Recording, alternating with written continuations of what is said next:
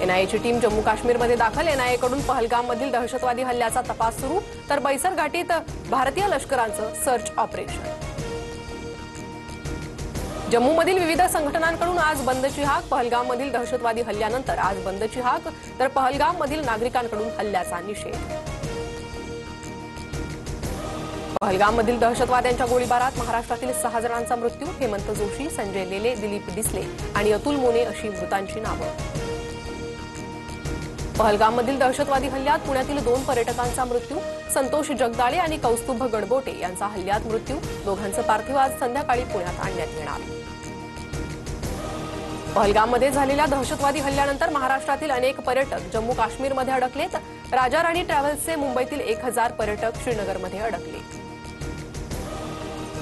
दहशतवादी हल्ल्यानंतर विरोधी पक्षनेते राहुल गांधी आणि गृहमंत्री अमित शहा यांची चर्चा. पहलगामच्या हल्ल्याबद्दल राहुल गांधींनी शहांकडून माहिती घेतली.